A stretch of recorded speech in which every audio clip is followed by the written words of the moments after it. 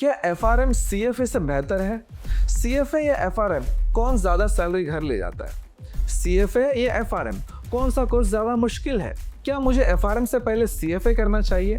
ये सारे ऐसे सवाल हैं जो स्टूडेंट सीएफए और एफआरएम के बीच चूज करते वक्त पूछते हैं। इस वीडियो में मैं इन सभी सवालों के जवाब क्लियरली और प्रैक्टिकली दूंगा ताकि आप अपने करियर के लिए सही फैसला ले सकें।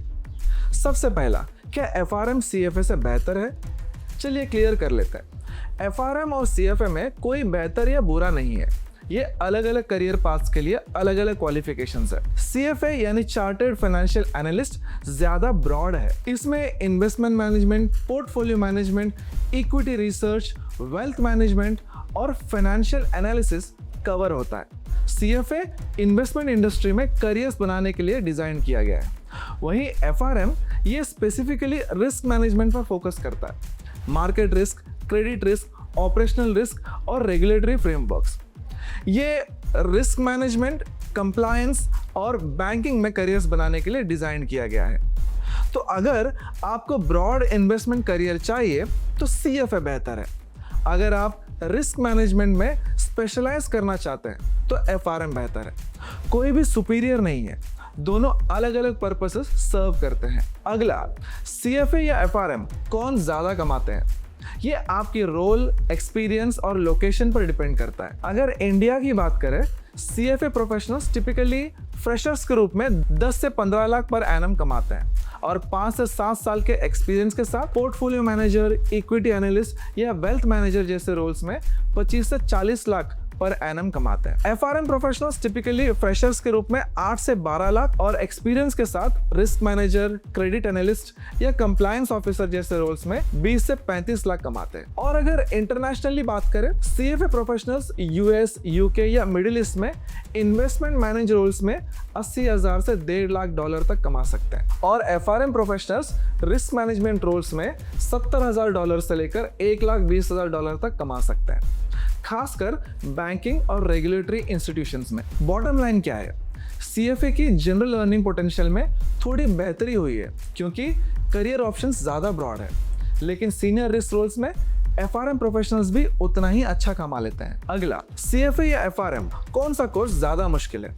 दोनों मुश्किल है, लेकिन अलग अलग तरीकों से। सीएफए के 3 लेवल है, कंप्लीट होने में 3 से 4 साल लगते हैं और सभी लेवल्स जोड़कर 900 से ज़्यादा घंटों की पढ़ाई करनी पड़ती है। पास रेट्स हर लेवल पर लगभग 40 से 50% है। करिकुलम की बात करें तो काफ़ी ब्रॉड है। Economics, equity, fixed income, derivatives, portfolio management और एथिक्स जैसे सब्जेक्ट्स को कवर करता है। वहीं एफआरएम की बात करें तो एफआरएम में 2 पार्ट्स होते हैं। कंप्लीट होने में 1 से 2 साल लग जाते हैं और टोटल 400 से 500 घंटे की पढ़ाई करनी पड़ती है। पास रेट्स हर पार्ट पर लगभग 40 से 50% होता है। करिकुलम डीप और नैरो होता है और ये खासकर रिस्क मैनेजमेंट टॉपिक्स पर फोकस करता है। तो सीएफए के ड्यूरेशन और जिस तरीके का सिलेबस सीएफए में कवर होता है थोड़ा मुश्किल तो है। एफआरएम रिस्क टॉपिक्स की टेक्निकल डेप्थ की वजह से थोड़ा मुश्किल लगता है, जैसे value at risk, Monte Carlo simulation और बेसल रेगुलेशंस। अगर आपको ब्रॉडर चैलेंज चाहिए तो सीएफए ज़्यादा टफ रहेगा। अगर आपको इंटेंस टेक्निकल स्पेशलाइजेशन चाहिए तो एफआरएम ज़्यादा टफ लगेगा। अगला, क्या एफआरएम सीएफए के बराबर है?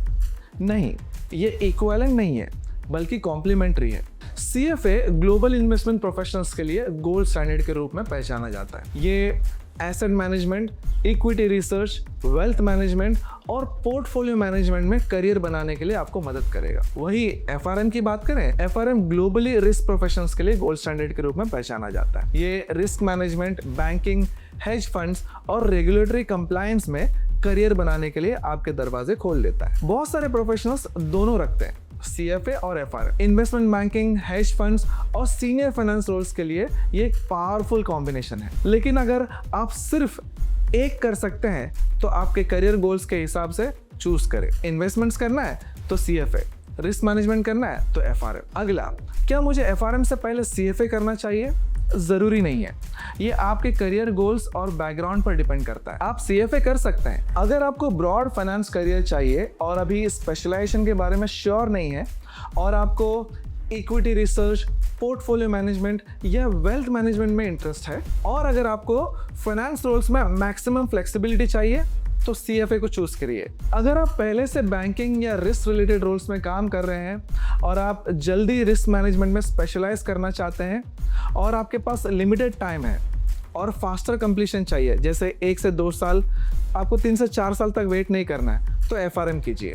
दोनों साथ में भी कर सकते हैं। अगर आप एम्बिशियस हैं और वर्कलोड हैंडल कर सकते हैं और आपको इन्वेस्टमेंट बैंकिंग या हेज फंड्स में रोल्स चाहिए और डुअल क्रेडेंशियल के साथ आप स्टैंड आउट करना चाहते हैं, तो CFA और FRM दोनों कर सकते हैं। बहुत सारे प्रोफेशनल्स पहले FRM करते हैं क्योंकि वो जल्दी हो जाता है, फिर करियर फ्लेक्सिबिलिटी के लिए बाद में CFA ऐड करते हैं। अगर आप अब भी कंफ्यूज है कि कौन सा पाथ चूज करें, तो कमेंट्स में अपने सवाल को लिखिए, मुझे आपकी मदद करने में खुशी होगी। अगर ये वीडियो हेल्पफुल रहा और आपको मदद मिला तो लाइक बटन दबाइए और honest no nonsense finance career के लिए जेल एजुकेशन को सब्सक्राइब कीजिए।